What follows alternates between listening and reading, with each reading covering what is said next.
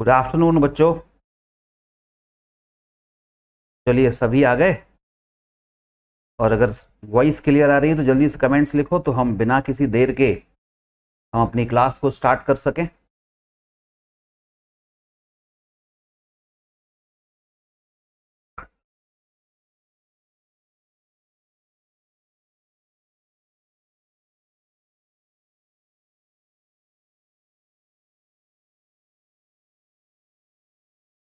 Okay, तो देखो हम कितने 19 क्वेश्चन कल कर चुके थे, और 20 क्वेश्चन से आज हमें स्टार्ट करना है एनसीईआरटी का।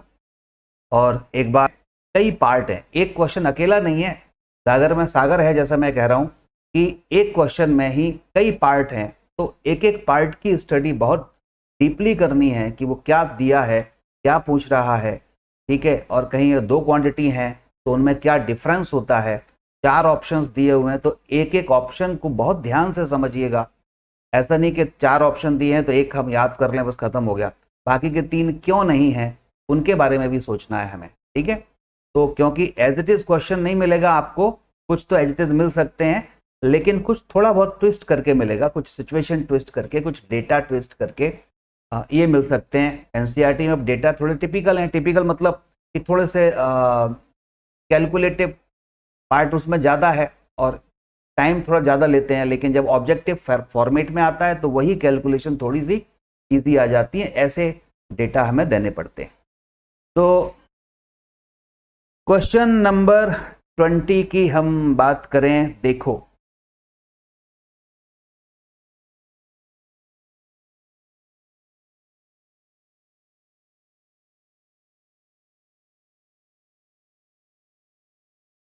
चलिए क्वेश्चन नंबर 20 पर हम देखते हैं।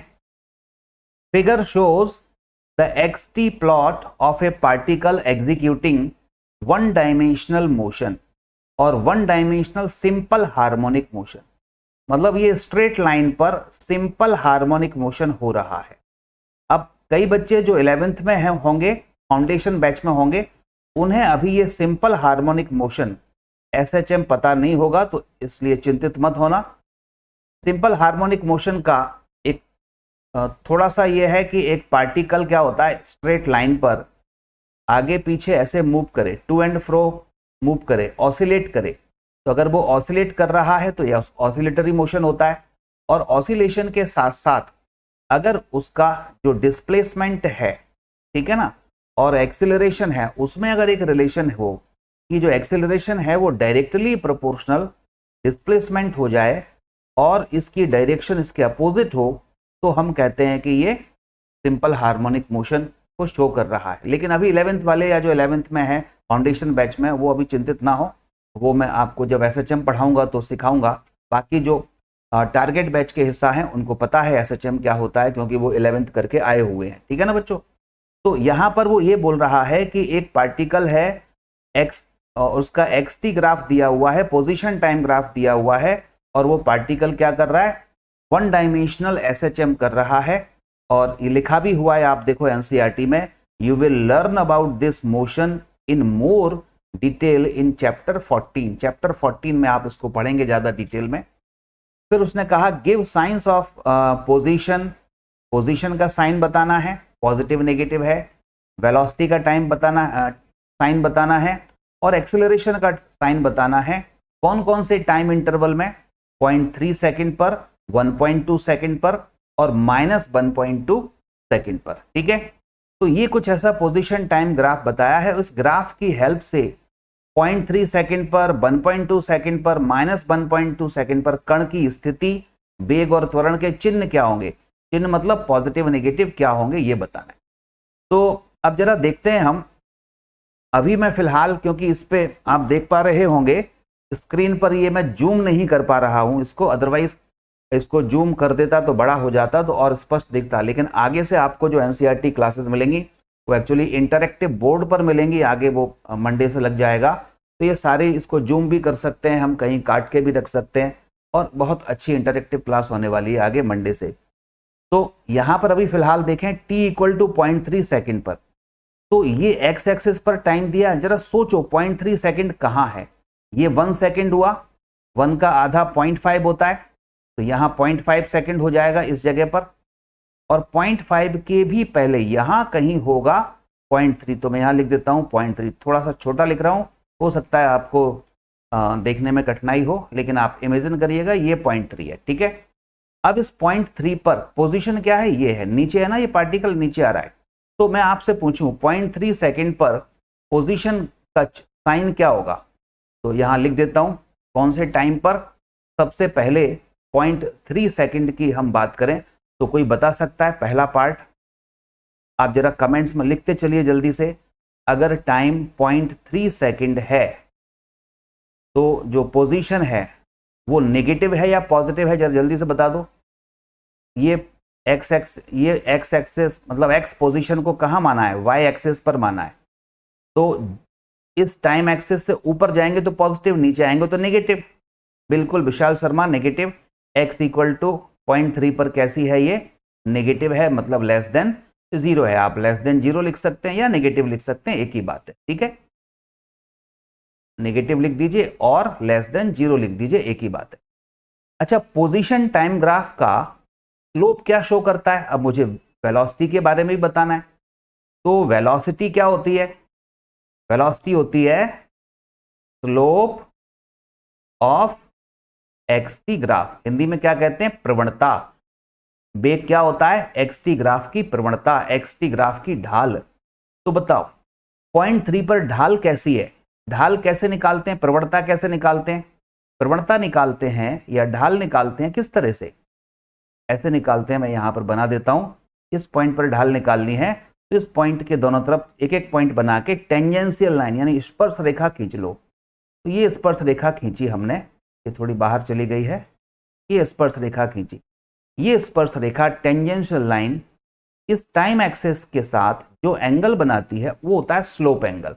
और ये स्लोप एंगल अगर मोर देन 90 हो तो स्लोप होती है नेगेटिव, और लेस देन 90 हो तो होती है पॉजिटिव। यहां एंगल कैसा है? मोर देन 90 है, तो velocity equal to slope of XT graph tan theta होता है, और थीटा 90 से ज्यादा है, 90 से ज्यादा है।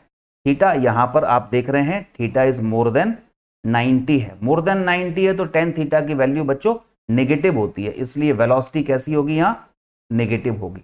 यानी 0.3 पर ये जो पॉइंट दिख रहा है, इस पॉइंट पर पोजीशन नेगेटिव और वेलोसिटी भी क्या है? नेगेटिव। अब बात करेंगे एक्सीलरेशन की, क्योंकि इसमें त्वरण के बारे में भी पूछ रहा है। तो एक्सीलरेशन, त्वरण, एक्सीलरेशन एसएचएम की कंडीशन में ये फॉर्मूला आपको ध्यान आना चाहिए, -ω²x होता है। ये 11th वाले बच्चे जो हैं या टारगेट वाले बच्चे हैं, टारगेट वालों को पता होगा, 11th वालों को अभी नहीं पता है, तो इस फॉर्मूले को याद रखेंगे। एसएचएम के लिए एक्सीलरेशन इक्वल टू होता है -ω²x। ये हम डिटेल में पढ़ेंगे चैप्टर 14 में, ठीक है। तो अब एक्सीलरेशन का साइन देखें इसी 0.3 पर, तो ध्यान देना बच्चों, ω² तो ये हटा देते हैं, कांस्टेंट हो गया, -x है तो -x। x कैसा है जरा बताओ? x हम देख चुके थे कि नेगेटिव है, तो एक्सीलरेशन भी के फॉर्मूले में नेगेटिव आता है, और x खुद नेगेटिव है, तो नेगेटिव नेगेटिव क्या हो गया? पॉजिटिव। x खुद नेगेटिव है, एक्सीलरेशन में भी नेगेटिव आ रहा है, तो नेगेटिव नेगेटिव हो गया पॉजिटिव। यानी कि इस जगह पर 0.3 टाइम पर एक्सीलरेशन का साइन कैसा हुआ? पॉजिटिव। बोलो, ये समझ में आ गई? ये समझ आ गई?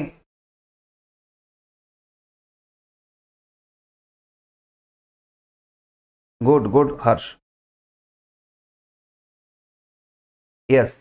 ए इक्वल टू पॉजिटिव, ये तीनों समझ में आ गया क्या? पहले वाले टाइम का डिटेल में अपन पढ़ रहे हैं। टी इक्वल टू 0.3 सेकेंड पर एक्स हो गया नेगेटिव, वेलोसिटी हो गई नेगेटिव, और लेकिन एक्सीलरेशन कैसा हो गया? पॉजिटिव। ये क्लियर हुआ सभी को? सभी बच्चों क्लियर हो गया बच्चों?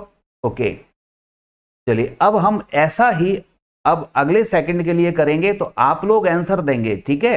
अब ये अगर आपने लिख लिया हो तो डन लिख लीजिए, तो मैं फिर आगे इसको मिटा दूं या इसका स्क्रीनशॉट ले लीजिए, मिटा दूं इसको। ओके,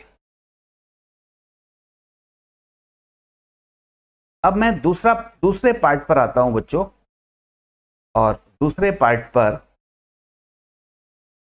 मैं टाइम ले रहा हूं, इसमें आप देखिएगा t equal to 1.2 second. Second part है टाइम ले रहा हूं मैं 1.2 सेकेंड। ओके, देखो 1.2 सेकेंड किधर होगा, अब इसको यहां से हटा दूं जिससे कि हौच पौच खत्म हो जाएगा।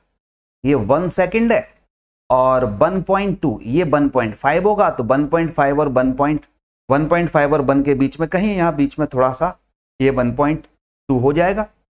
तो 1.2 ये वाला टाइम रहा, तो ये वाले टाइम पर ये पोजीशन है, ठीक है।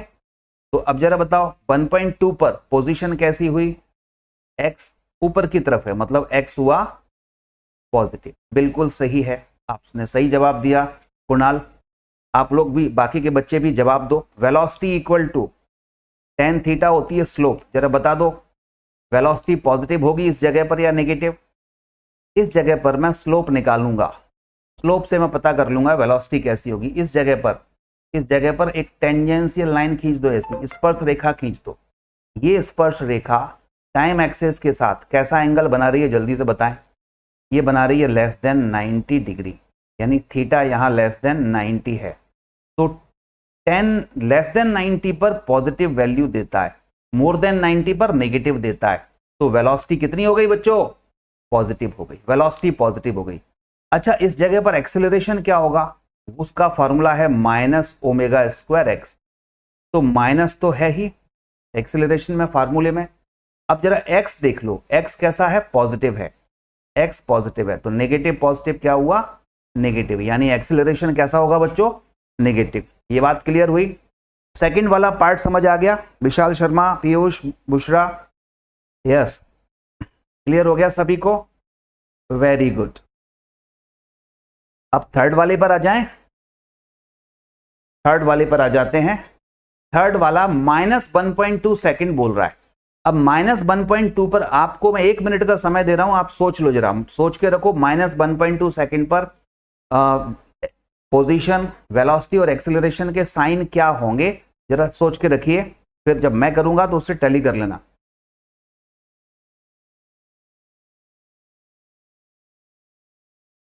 करें बच्चों, यस, इसको मिटा देता हूं मैं।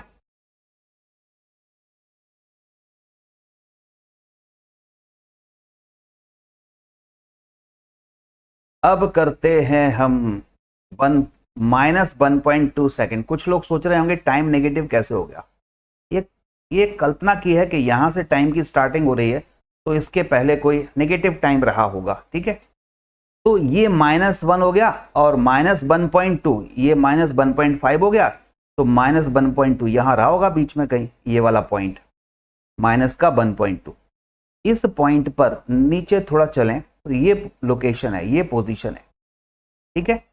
यहां पर पार्टिकल है, ये पार्टिकल कैसा है, चलो पहले टाइम लिख दूं थर्ड वाले पॉइंट के लिए, time equal to ht equal to -1.2 second.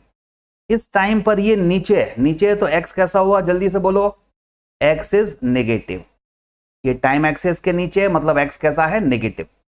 अब आप बता सकते हो वेलोसिटी, वेलोसिटी यानी बेग, बेग माने tan theta, tan theta, theta कैसा, इस पॉइंट पर एक स्पर्श रेखा खींचो, टेंजेंशियल लाइन खींचो, ये खींच दी टेंजेंशियल लाइन। ये स्पर्श रेखा टाइम एक्सेस से कितना एंगल बना रही है, लेस देन 90। इसको हटा दूं मैं, ये लेस देन 90। तो यहां भी थीटा लेस देन 90 है, तो वेलोसिटी बता सकते हो कैसी हुई, पॉजिटिव की नेगेटिव, वेलोसिटी हुई पॉजिटिव। अब आ जाओ एक्सेलरेशन, एक्सेलरेशन कैसा हुआ, minus omega square x, minus तो एक्सेलरेशन के फॉर्मूले में ही है, इनटू एक्स, एक्स कैसा था, नेगेटिव, तो ये रहा नेगेटिव, नेगेटिव नेगेटिव क्या हो गया, पॉजिटिव। तो एक्सेलरेशन हुआ पॉजिटिव। मेरे ख्याल से 20 क्वेश्चन ये आपको आसानी से समझ में आया होगा। अगर समझ में आ गया हो तो यस लिखें और फिर हम आगे बढ़ते हैं। हाँ, हर्ष पचौरी लेस देन 90 इसलिए है, देखिएगा यहाँ पर थोड़ा सा आपको जोर लगाना पड़ेगा यहाँ पर देखने के लिए, क्योंकि ये बहुत छोटा है इसलिए देख नहीं पा रहे होगे। मैं आपको दोबारा यहाँ बना देता हूँ। ये 1.2 है, मैं चाहूँ तो यहाँ एक बड़ा डायग्राम बना दूँ, तो ये थोड़ा सा बड़ा बना देता हूँ मैं आपको इस पार्ट के लिए। ये बोल रहा है -2 यहाँ है, ये -1 है, और ऐसा कुछ ग्राफ गया हुआ है, ठीक है, ऐसा कुछ ग्राफ गया हुआ है, राइट। एक रफ डायग्राम बना रहा हूं, यहां पर है -1.2, तो इस जगह पर देखो, इस जगह पर 1.2 यहां पर है कहीं, तो स्लोप ऐसे निकालते हैं, इस जगह पर हम एक टेंजेंशियल लाइन ड्रॉ करो, जिसको टच करती हुई लाइन ड्रॉ करो, और वो लाइन ये यहाँ टाइम एक्सेस से देखो कितना एंगल बना रही है, तो 90 बना रही है ना, बिल्कुल ठीक है। अब आ जाएगा हर्ष, टेंजेंशियल लाइन यानी आपको उस पॉइंट पर टच करती हुई एक लाइन बनानी है, ठीक है। अब आ जाते हैं क्वेश्चन 21 पर। यह भी अच्छा क्वेश्चन है, सरल प्रश्न है, ग्राफ पर बेस्ड क्वेश्चन है, एनसीईआरटी से रिलेटेड बहुत सारे टेस्ट पेपर में आपको क्वेश्चन मिलेंगे, मेन एग्जाम में मिलेंगे, और एक दो दिन बाद मैं आपको बताऊंगा 2021 में भी बहुत सिंपल फंडामेंटल बेस्ड क्वेश्चन आने वाला है, और क्यों आने वाला है उसका लॉजिक मैं आपको एक दो दिन में बताऊंगा, तब तक आप वेट करो। जैसे 2019 का पेपर, 20 का पेपर और 21 का भी इजी आएगा, बिल्कुल फंडामेंटल बेस्ड आएगा, जैसे अभी आया है, जेई का हो या नीट का हो। एडवांस का तो अपना लेवल है ही, उसमें आता ही अच्छा। देखो, figure gives xt plot of particle in one dimensional motion. आपको यहां पर ये जो ग्राफ दिया है xt ग्राफ दिया हुआ है, पोजीशन टाइम ग्राफ दिया हुआ है, वन डायमेंशनल मोशन की बात कर रहे हैं। 3 डिफरेंट इन इक्वल इंटरवल, 3 अलग अलग इंटरवल दिए हुए हैं, 3 डिफरेंट इक्वल इंटरवल दिए हुए हैं। इंटरवल नंबर 1 है, इधर इंटरवल नंबर 2 है, ये इंटरवल 1 हुआ, ये इंटरवल 2 हुआ, ये इंटरवल 3 हुआ, ठीक है। Of time are shown, in which interval is the average speed greatest. वो पहले तो ये पूछ रहा है कौन से इंटरवल में एवरेज स्पीड ग्रेटेस्ट है, and in which interval is it at it is least, और कौन से में ये सबसे कम है। और फिर पूछा है give the sign of average velocity for each interval. आपको प्रत्येक इंटरवल में एवरेज वेलोसिटी का चिन्ह भी बताना है। हिंदी में कहते हैं किसी कण का एक विमीय गति का xt ग्राफ दिया हुआ है, इसमें 3 समान समय अंतराल दिखाए गए हैं, ये वाला समय है, ये वाला, ये वाला, 3 समान समय अंतराल है। किस अंतराल में औसत चाल एवरेज स्पीड मैक्सिमम है, किस अंतराल में मिनिमम है, और प्रत्येक अंतराल में औसत वेग का चिन्ह भी बताओ, क्योंकि औसत वेग आ गया, वेलोसिटी आ गई, तो वो तो वेक्टर क्वांटिटी हो जाएगी। चलो करते हैं बच्चों, ये कौन सा ग्राफ दिया हुआ है, ये xt ग्राफ है। कौन सा ग्राफ है बच्चों, xt ग्राफ है। और xt ग्राफ हमें क्या इंफॉर्मेशन देता है, कोई बता सकता है। xt ग्राफ की जो स्लोप होती है, स्लोप यानी प्रवणता, उसको हम tan थीटा कहते हैं, वो हमें बताता है वेलोसिटी, यानी ये v के बारे में बताता है, ठीक है। चलिए देखते हैं अब एक एक करके। सबसे पहले आप लोग सोचो कौन से टाइम इंटरवल में जो एवरेज स्पीड है वो सबसे ज्यादा है, कौन से टाइम इंटरवल में। स्पीड या वेलोसिटी को कौन शो करेगा, स्लोप। स्लोप मतलब जो ढाल होती है, एंगल। तो एंगल किसका ज्यादा है, भले ही नेगेटिव हो पॉजिटिव हो, उससे कोई फर्क नहीं पड़ेगा, एंगल है किसका ज्यादा, कौन सा जो है ज्यादा स्लोप लिए हुए है। आप देखोगे यहां इस वाले इंटरवल में ये लाइन खींचे, ये छोटा सा एंगल बना, इस वाले इंटरवल में ये एंगल बना, ये तीसरे वाले में इंटरवल में ये लाइन टेंजेंशियल हो गई, और ये इधर अगर मैं एक लाइन यहां पर ऐसे खींच दूं तो ये एंगल बना, ठीक है। तो कौन सा एंगल सबसे ज्यादा है या कौन सा ग्राफ ज्यादा स्टीप है, तो आप कहेंगे ये वाला 3rd नंबर का ग्राफ ज्यादा स्टीप है, यानी ज्यादा एंगल बना रहा है। तो आप कहेंगे जो स्लोप है कौन से वाले का, तीसरे नंबर का, इस तीसरे टाइम इंटरवल में, जिसको हम वेलोसिटी कहेंगे या स्पीड कहेंगे v3, ये कैसी है, मैक्सिमम है, क्योंकि यहां पर स्लोप मैक्सिमम, ठीक है। अच्छा ये 1 है, ये 2 है, 1 में कैसा है, ये 1 है, ये 2 है, आप बता सकते हो। 1 स्लोप 1 का देखें कैसा है, इसको मिटा देते हैं, ये एंगल छोटा सा बनेगा, ये एंगल छोटा यहां बनेगा। तो जहां एंगल कम हो वहां पर वेलोसिटी कैसी हो जाएगी, बोलो वेलोसिटी कैसी हो जाएगी, मिनिमम। तो आप बता सकते हैं, हाँ थर्ड वाले पीयूष बिल्कुल सही है, थर्ड वाला आपका मैक्सिमम बिल्कुल सही है।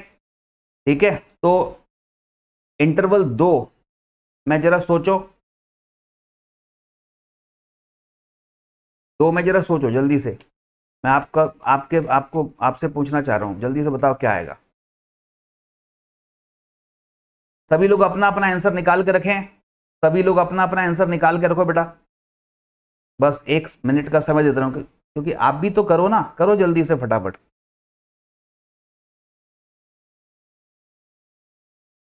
वन और टू में विचार करो जरा, 1 और 2 में, मैं आपके कमेंट्स देख रहा हूं, 1 और 2 में विचार करो। हाँ 1 और 2 में।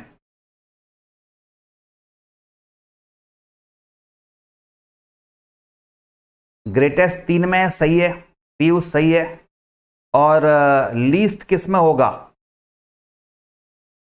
अगर आप 1 को देखोगे ना, 1 वाले को थोड़ा सा, 1 को ध्यान से देखो, 1 जो है ना वो लीस्ट है।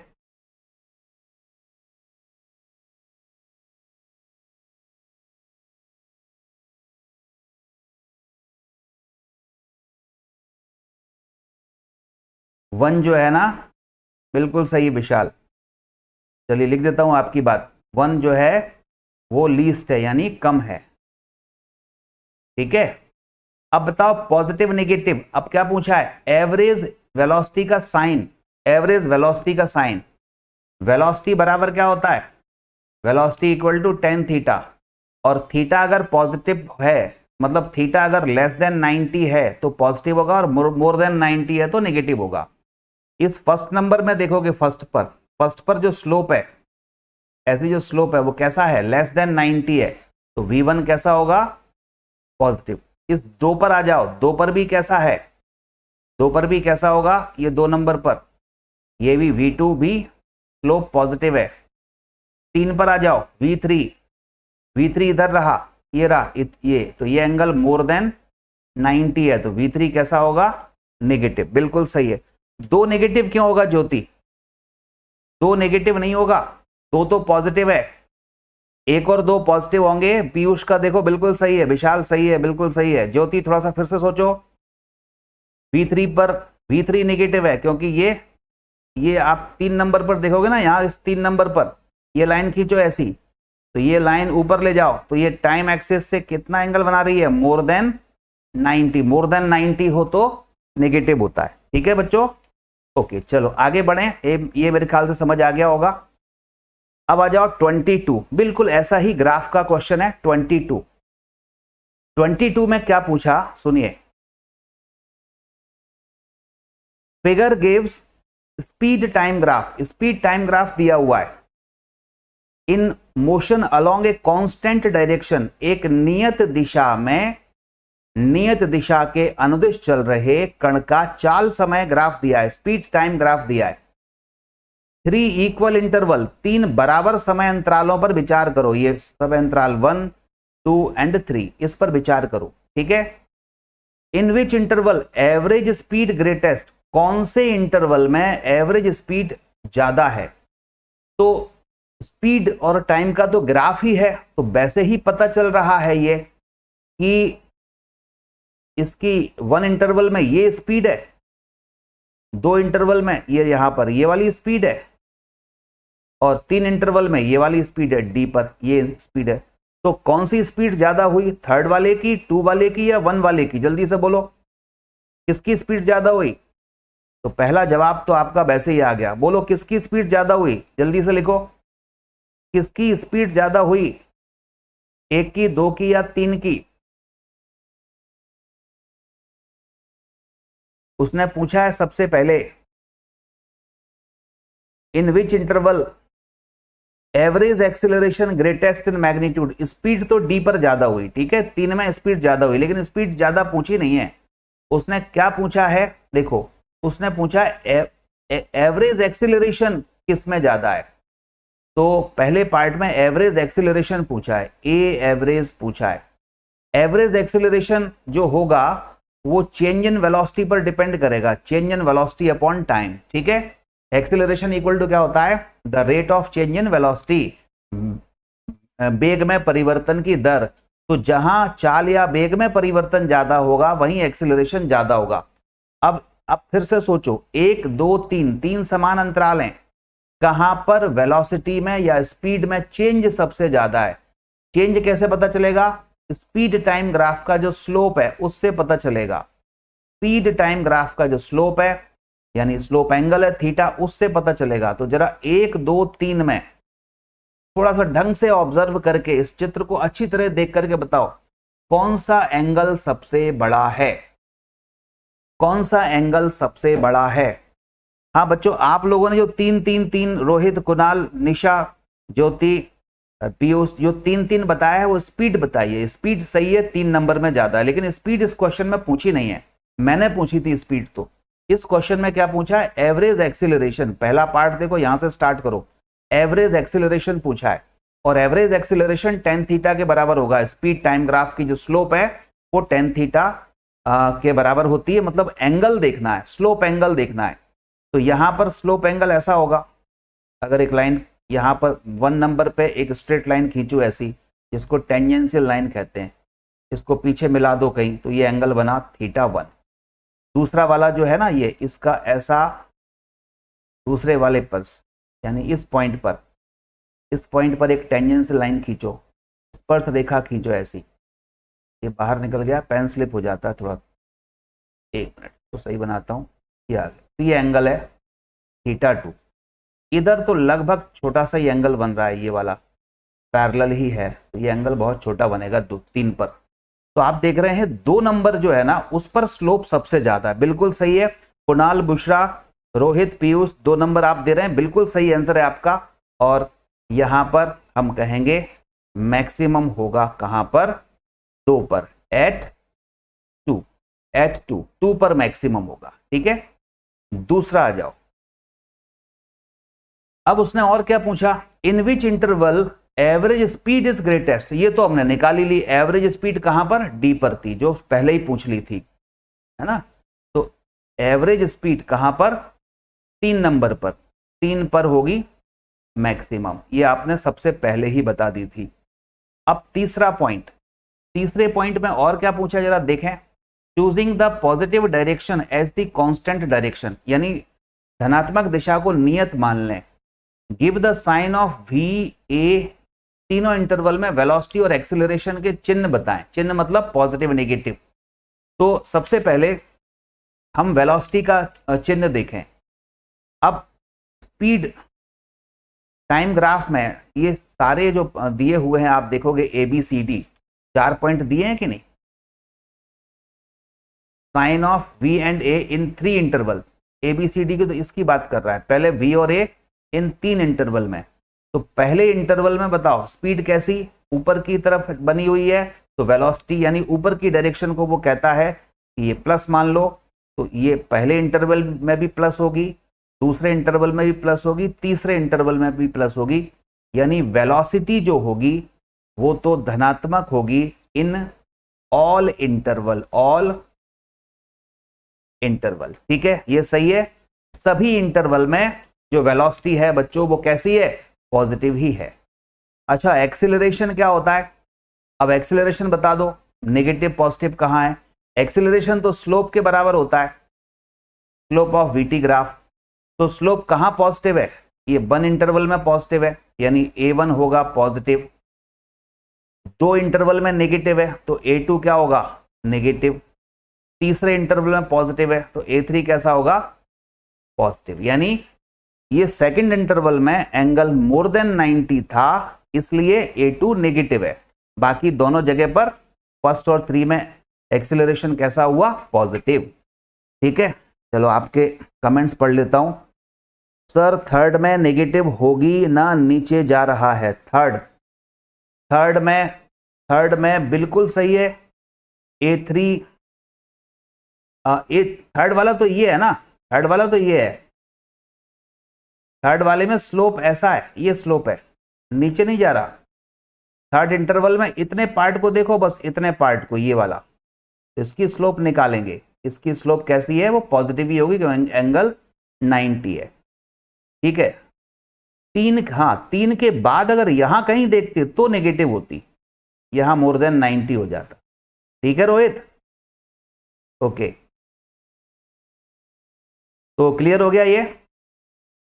अब आप देखोगे, अब और क्या पूछा है, उसने पूछा ए बी सी डी, ये 4 पॉइंट दिए हैं ए बी सी डी, इन चारों पॉइंट पर एक्सीलरेशन, इन चारों पॉइंट पर एक्सीलरेशन के बारे में और बताना है। इन चारों पॉइंट पर एक्सीलरेशन क्या होगे ए बी सी डी पर। तो अब मैं जरा मिटा दूं सारे इस पॉइंट को, तो आसानी से आप समझ पाएंगे ए बी सी डी हैं कहां।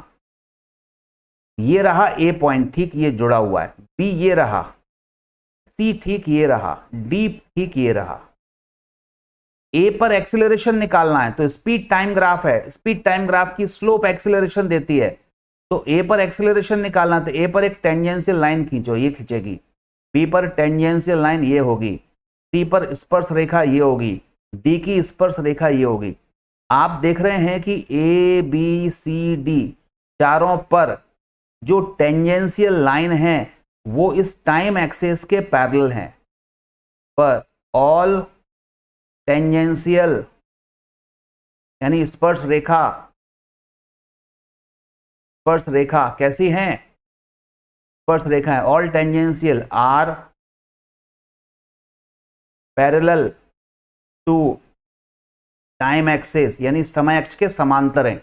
जब दो रेखाएं, दो लाइन समांतर होती हैं, पैरेलल होती हैं, तो उनके बीच में एंगल क्या होता है, 0। इसलिए जब हम वेलोसिटी निकालें, इसलिए जब हम एक्सीलरेशन निकालेंगे तो tan थीटा आएगा और थीटा 0 है, इसलिए एक्सीलरेशन भी 0 आएगा। मतलब ए पर, बी पर, सी पर, डी पर चारों पॉइंट पर एक्सीलरेशन 0 है, क्योंकि वहां पर जो स्पर्श रेखाएं हैं, टेंजेंशियल लाइन है, वो टाइम एक्सिस के पैरेलल हैं और दोनों पैरेलल लाइन के बीच में कोण यानी एंगल 0 होता है। बोलो बच्चों, समझ में आ गई ये बात? जल्दी से बता दिया जाए, समझ में आ गई हो तो। 22 क्वेश्चन हम कर चुके हैं, इन्हीं में से बीच बीच में से टुकड़े में से क्वेश्चन पूछेंगे, ध्यान देना। अब इसमें एक क्वेश्चन नहीं है, देखो कितने सारे क्वेश्चन हो गए, एक ही क्वेश्चन में 10-12 क्वेश्चन फंसे हुए हैं, है ना। तो एनसीईआरटी की ये कमाल की बात है कि क्वेश्चन लगता है कि छोटा सा है, एक क्वेश्चन है, लेकिन वो एक नहीं होता, उसमें बहुत सारे क्वेश्चन अंदर समाहित होते हैं। किताब बड़ी छोटी छोटी है ना, लेकिन 4 किताबें हैं समझो, 11th की 2 हैं, 12th की 2 हैं, तो इन 4 किताबों में बहुत बड़ा सिलेबस समाया हुआ है। कुछ इस तरह से एनसीईआरटी डिजाइन की है कि एक क्वेश्चन में कई बहुत सारे क्वेश्चंस अंदर फंसे हुए हैं, उनके बारे में आपको सोचना है। और जो किताबें होती हैं वो इस एक क्वेश्चन जो ऐसा दिया है उसको ऐसा नहीं लिखेंगी, इसी के टुकड़े कट करके कम से कम 15 क्वेश्चन बना देंगे, तो 15 क्वेश्चन बन जाएंगे। एनसीईआरटी उस 15 क्वेश्चन को मिला के एक क्वेश्चन बना देती है, ठीक है, जिससे कि बच्चे को ज्यादा से ज्यादा सोचना पड़े। चलो अब पढ़ते हैं। हाँ, ये वाला लास्ट वीडियो है काइनेमेटिक्स का, और बाकी के जो टेस्ट पेपर्स का डिस्कशन होगा तो उसमें और अच्छे क्वेश्चंस आपको मिलेंगे। 23rd देखें, 23rd को पढ़ते हैं पहले। अ 3 व्हीलर, एक 3 पहिए वाला स्कूटर है, अ 3 व्हीलर स्टार्ट फ्रॉम रेस्ट। एक जो 3 पहिए वाला स्कूटर है वो रेस्ट से स्टार्ट हो रहा है, रेस्ट विरामावस्था से स्टार्ट हो रहा है, रेस्ट से स्टार्ट हो रहा है। Accelerate uniformly with 1 metre per second square, और ये 1 मीटर पर सेकेंड स्क्वायर की एक्सीलरेशन से एक्सीलरेट होता है ऑन ए स्ट्रेट रोड, यानी सीधी सड़क पर 10 सेकेंड के लिए। And then moves with uniform velocity, उसके बाद ये यूनिफॉर्म वेलोसिटी से चलता है। Plot the distance covered by the vehicle during the nth second versus n। nth second मतलब nवे सेकेंड, nवे सेकेंड और n के मध्य, nवे सेकेंड में चली गई दूरी और n सेकेंड के मध्य ग्राफ ड्रॉ करना है। फिर उसने कहा है what do you expect this plot to be during acceleration, accelerated motion, straight line और पैराबोला। फिर वो कहता है कि आप क्या एक्सपेक्ट करते हैं कि इसका जो ग्राफ है वो सीधी रेखा होगा या परवलय होगा, क्या होगा, ये अपने को सब कुछ बताना है। ठीक है,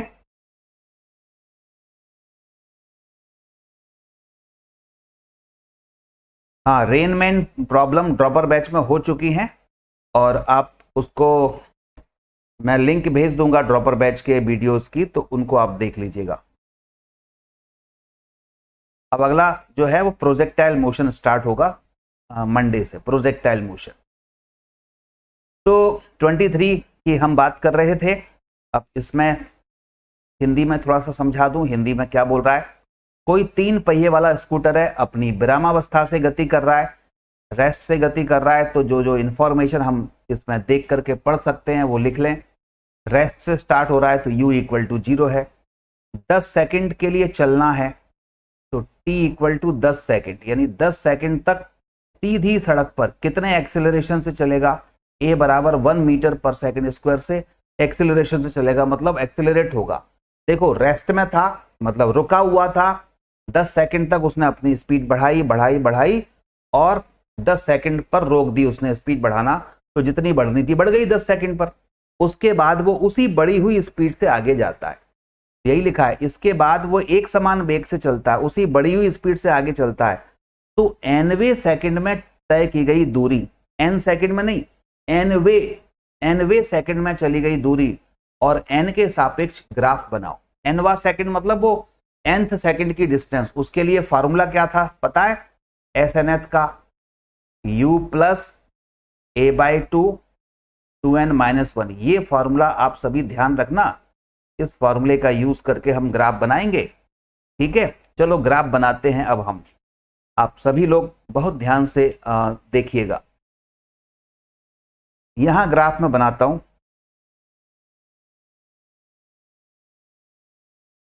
ये है टाइम एक्सेस और ऊपर है कौन सा ग्राफ बनाना है, SNth बनाना है, यानी SNth बनाना है। और टाइम को मैं मान लेता हूं n, टाइम को t मान लो या n मान लो, एक ही बात है। यहां पर nth बोला है तो n मान लेते हैं। अब सुनिए, SNth का फॉर्मूला तो ये है, u तो 0 ही है, तो SNth बराबर क्या आएगा, u 0 हो गया, a बाई 2 कॉन्स्टेंट हो गया, 2n-1, यही आया 2n-1। अब सुनो, यहां पर 0 हुआ, ठीक है। अगर मैं इस n की जगह पहले 0 लिख दूं, यानी 0 सेकंड पर सोचूं कि पार्टिकल कितनी डिस्टेंस कवर करेगा, 0 सेकंड पर क्या उसकी पोजीशन होगी या क्या होगा। n की जगह 0 लिखा मैंने, ध्यान देना। तो 0 लिखूंगा तो ये तो नेगेटिव डिस्टेंस आ गई, तो ये तो पॉसिबल नहीं है। अच्छा, अब n की जगह 1 लिखो जरा, n की जगह 1 लिखो। तो n की जगह 1 लिखा तो 2 - 1 1, 1 से 1 कट, ये 2 से 2, ऐसा समझ में आ रहा है। a की जगह कितना दिया था, एक्सेलरेशन 1 था, मैं कर ही देता हूं पूरा। a की जगह 1 लिखा, 1/2 ब्रैकेट में 2 इंटू n की जगह 1 लिख दिया। 1 सेकंड पर देखते हैं ये SNth कितना होता है। तो 2 में से 1 गया 1/2 यानी 0.5 मीटर।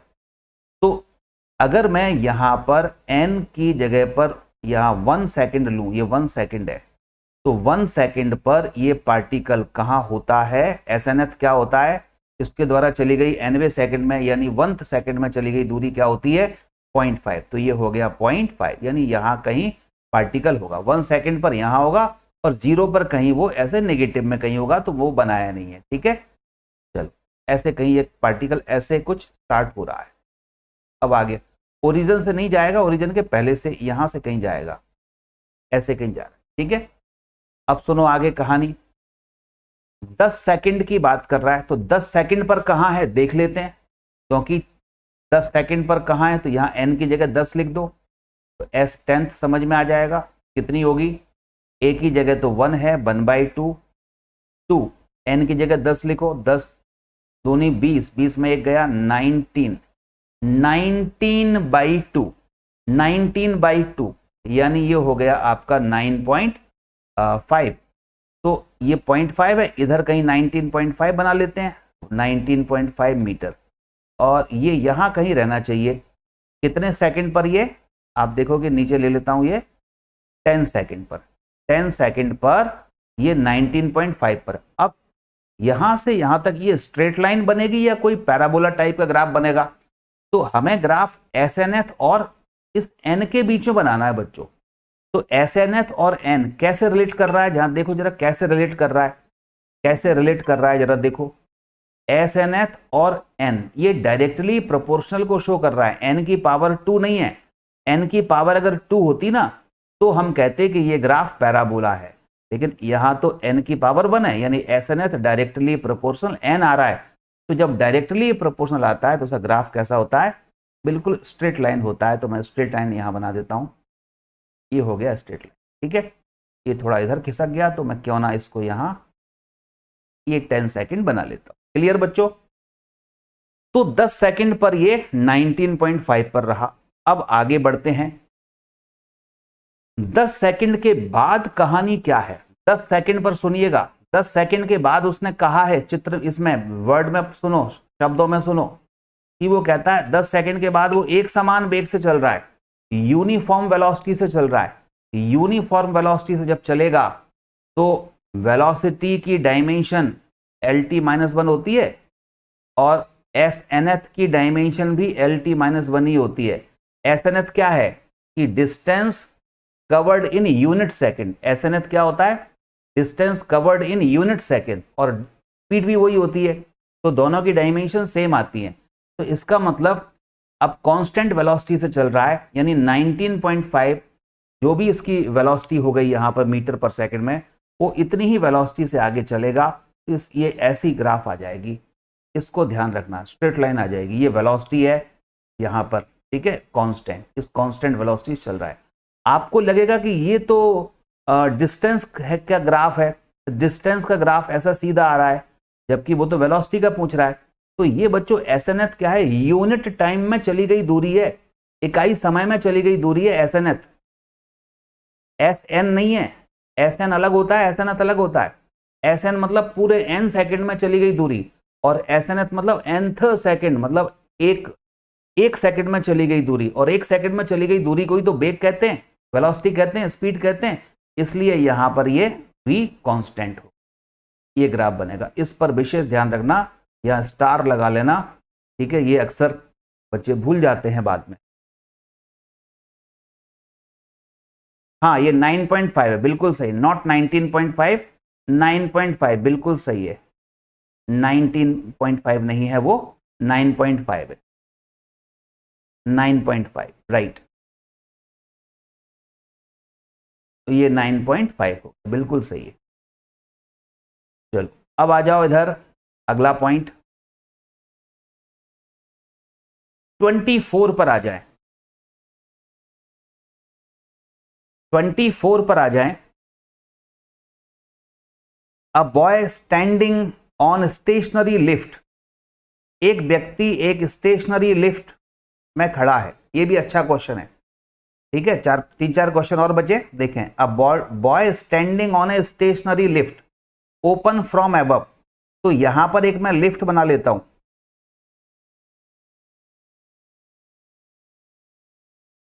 ये लिफ्ट हो गई, ऊपर से खुली हुई है, और एक लड़का इस लिफ्ट में खड़ा हुआ है, ये खड़ा हुआ है, देखो।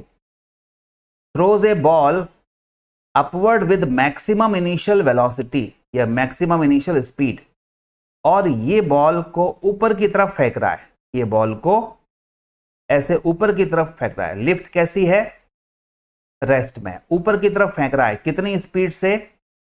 49। ये डेटा देखते जाना, कैलकुलेशन आप लोग भी करते जाना, कभी कभी कोई डेटा स्लिप हो गया तो फिर वो गलती हो जाती है। U equal to 49 metre per second. How much time does the ball take to return his hand? यहां से फेंकी, कितने टाइम बाद वो वापस उसी के हाथ में आ जाएगी? पहला क्वेश्चन ये है। तो किसी लिफ्ट जो ऊपर से खुली हुई है, कोई बालक खड़ा है, वो पूरे जोर से ऊपर की ओर गेंद फेंक रहा है, जिसकी चाल है 49 मीटर पर सेकेंड, तो उसके हाथों में वही गेंद को वापस आने में कितना टाइम लगेगा? तो वो टाइम आपने देखा था, फॉर्मूला होता है 2u/g, ठीक है, पढ़ा था ना आपने। ऊपर जाने में u/g, उतना ही आने में u/g, टोटल कितने हो गए? 2u/g। बस वैल्यू पुट कर दो 2। यू की वैल्यू कितनी है 49, जी की वैल्यू कितनी है बोलो जल्दी से, जी की वैल्यू 9.8, तो 49 इंटू 2 98 बाय 9.8 कितने सेकंड हो गए जल्दी से बताओ, 10 सेकंड हो गए। तो 10 सेकंड में ये वापस आ जाएगी। ठीक है, अब फिर से देखो, अब वो कहता है अगला part, if the lift starts moving up with uniform speed 5 metre per second, अगर ये लिफ्ट ऊपर की दिशा में, लिफ्ट की वेलोसिटी भी मान लेते हैं कितनी 5 मीटर पर सेकंड से चलना स्टार्ट कर दे, तो अब बताइए उसके हाथ में कितनी देर में ये आएगी। तो फिर से फॉर्मूला 2u बाय जी, जी की जगह अब नया एक्सेलरेशन हो जाता है g प्लस ए। अगर ऊपर फेंक रहे हैं, लिफ्ट ऊपर की तरफ जा रही है, तो g प्लस ए होता है, लॉज ऑफ मोशन में पढ़ते हैं। लेकिन यहां पर अब जो गलती क्या हो जाती है, आप लोग सोचते हो कि ये 5 हो गया तो 5 को गलती से स्ली मिस्टेक्स में एक ही जगह 5 लिख देते हैं, नहीं, ये तो वेलोसिटी है, एक्सेलरेशन थोड़ी है। लिफ्ट ऊपर की दिशा में एक्सेलरेट नहीं हो रही, लिफ्ट ऊपर की दिशा में त्वरित नहीं हो रही, वो तो एक समान वेग 5 मीटर पर सेकंड से जा रही है। तो अगर लिफ्ट रेस्ट में है या एक समान वेग यानी यूनिफॉर्म वेलोसिटी से ऊपर जाए या नीचे जाए, तब उस समय लिफ्ट का एक्सीलरेशन, लिफ्ट का त्वरण 0 होता है। इसलिए एक ही जगह हम 0 लिख देंगे, तो फिर से वही 2u अपॉन जी ही आएगा, यानी अभी भी 10 सेकंड ही लगेगा। यानी लिफ्ट चाहे रेस्ट में हो या ऊपर जाए या नीचे आए, एक समान वेग से ऊपर नीचे जा रही है, तो समय में कोई परिवर्तन नहीं आएगा। लेकिन अगर इसमें ऐसा लिखा होता कि ये 5 मीटर पर सेकंड स्क्वायर से ऊपर जा रही है, मतलब एक्सेलरेट हो रही है ऊपर, तो फिर एक ही जगह 5 लिखना पड़ता, तो नया आंसर 9.8 प्लस 5 यहां आता। समझ रहे हैं? अगर इस v की जगह पर वो मीटर पर सेकंड की जगह metre per second square acceleration देता, तो फिर यहां पर एक्सेलरेशन g प्लस ए लिखते, नया एक्सेलरेशन। लेकिन ये तो वेलोसिटी दी है और वेलोसिटी यूनिफॉर्म है, तो यूनिफॉर्म वेलोसिटी में एक्सेलरेशन होता नहीं है, तो कोई नया एक्सेलरेशन इसमें प्रोड्यूस नहीं होगा। ठीक है बच्चों, तो मेरे ख्याल से बात क्लियर हुई होगी। 24 नंबर का क्वेश्चन जल्दी से बताओ, सभी को क्लियर हो गया? आगे बढ़े,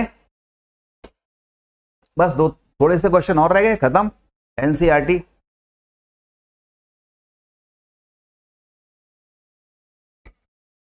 देखते हैं कल कौन टॉप करता है। और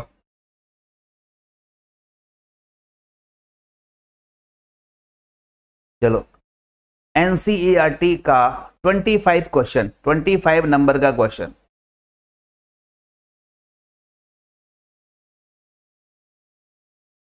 तो जिन्होंने ऐप डाउनलोड नहीं किया है वो ऐप डाउनलोड कर लीजिएगा, गूगल स्टोर पर जाइएगा, मनोज नायक फिजिक्स कॉन्सेप्ट के नाम से एक ऐप है, उसको आप डाउनलोड कर लीजिएगा। तो आपके पास ऑप्शन है, आपके पास 2 ऑप्शन है। आप रेगुलर बैच ज्वाइन करना चाहते हैं तो रेगुलर बैच ज्वाइन करने की वहां पर रिक्वेस्ट डाल देना जब मैसेज आएगा आपके पास। और अगर आप केबल टेस्ट सीरीज ज्वाइन करना चाहते हैं, भारत के किसी भी कोने में हो तो आप केबल टेस्ट सीरीज भी ज्वाइन कर सकते हैं। तो टेस्ट सीरीज आप लिख देना, तो आपको टेस्ट सीरीज वाले बैच में डाल देंगे, एक्टिवेट कर देंगे टेस्ट सीरीज वाले बैच में। ठीक है,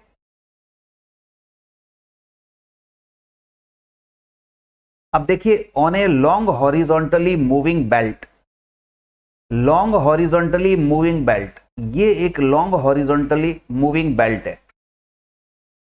टेस्ट का टाइम वही रहता है, सुबह लिंक ओपन होती है, लगभग 10 बजे लिंक ओपन होगी, लेकिन इस बार जल्दी ओपन करेंगे सुबह 7 बजे, जिससे कि बच्चे अपनी सुविधा से कहीं किसी पर्टिकुलर टाइम पर भी टेस्ट दे सकते हैं। तो अपनी सुविधा से दे सकते हैं। पेपर सबके लिए मैंने बताया था सफल करके आएगा। तो सुबह 7 बजे से शाम को 10 बजे तक लिंक ओपन रहेगी, आप अपनी सुविधा से कभी भी टेस्ट दे सकते हैं। ठीक है,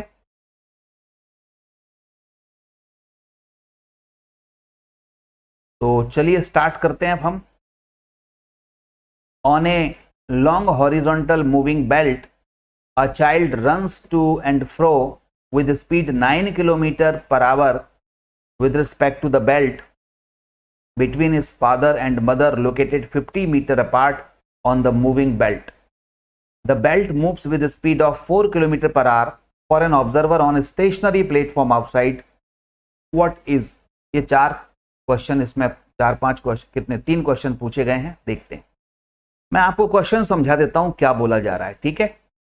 ये एक मूविंग बेल्ट है। मूविंग बेल्ट मतलब पूरा का पूरा जो बेल्ट है ना, ये जो पट्टा है, बेल्ट है, ये पट्टा या बेल्ट 4 किलोमीटर प्रति आवर 4 किलोमीटर पर आवर की स्पीड से इधर चल रहा है।